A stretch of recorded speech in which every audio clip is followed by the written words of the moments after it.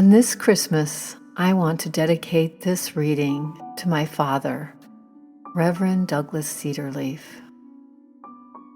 Many Christmases he would read this letter, and it was one of my favorite readings, so I dedicate it to you now, Dad.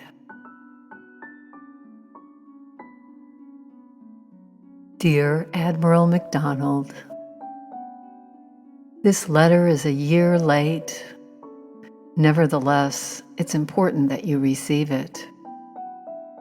18 people have asked me to be sure to write to you. Last year, at Christmas, my wife, 3 boys, and I were in France on our way from Paris to Nice. For 5 wretched days, everything had gone wrong. Our hotels were tourist traps. Our rented car broke down. We were irritable and restless. On Christmas Eve, when we checked into a hotel in Nice, there was no Christmas spirit in our hearts.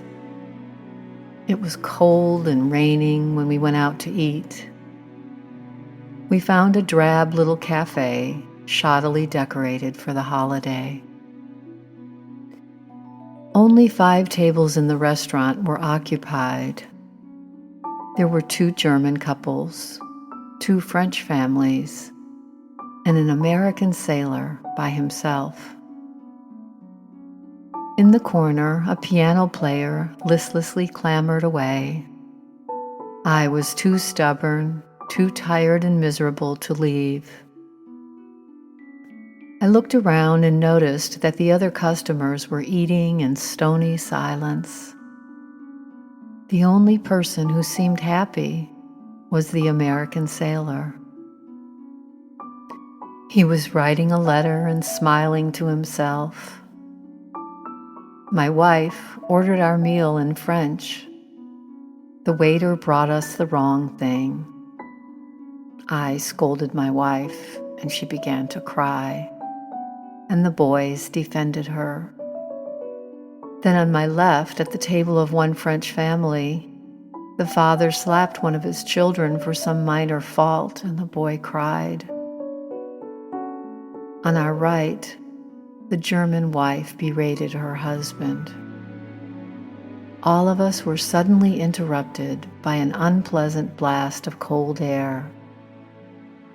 Through the door came an old French flower woman. She wore a dripping, tattered overcoat and shuffled in on wet, run-down shoes. Carrying her basket of roses, she went from table to table. Flowers? No one bought any, and wearily she sat at a table between the sailor and us. To the waiter she said, "Bowl of soup. I haven't sold a flower the whole afternoon." To the piano player she said hoarsely, "Can you imagine Joseph ordering only a bowl of soup on Christmas Eve?" Joseph pointed to his empty tipping plate. The young sailor finished his meal and got up to leave. Putting on his coat, he walked over to the flower woman's table. "Happy Christmas," he said, smiling. And picking out 2 roses, he said, "How much are these?" 2 francs, monsieur." Pressing one of the flowers into the letter he had written, he handed the woman a 20-franc note. "I'll have to get some change, monsieur," she said. "No, ma'am," said the sailor, kissing the ancient cheek. "This is my Christmas present to you." Straightening up, he came to our table, holding the other rose in front of him. "Sir," he said to me, "may I present this to your beautiful daughter?"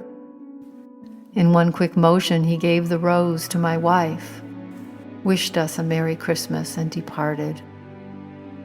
Everyone had stopped eating.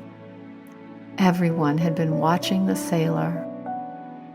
Everyone was sitting in thoughtful silence.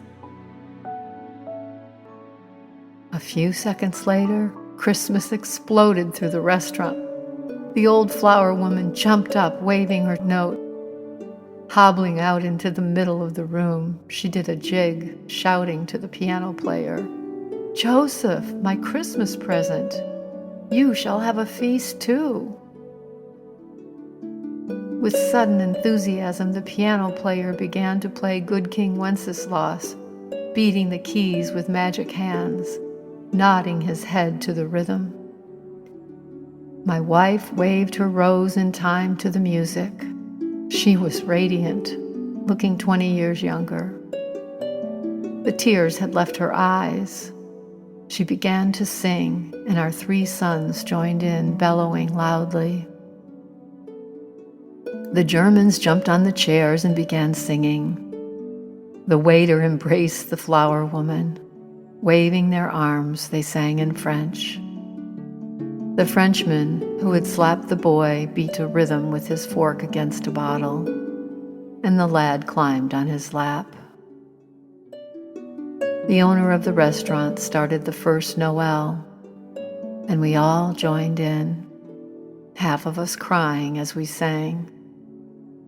People crowded in from the street until many were standing. The walls shook as hands and feet kept time in the rousing Yuletide carols. A few hours before, 18 people had been spending a miserable evening in a shoddy restaurant. It ended up being their happiest Christmas Eve ever.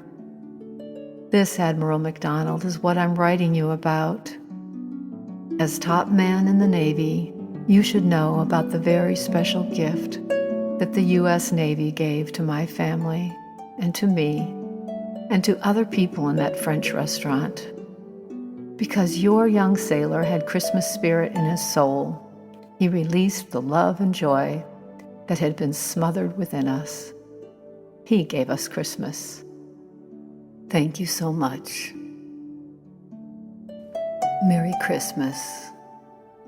William J. Lederer.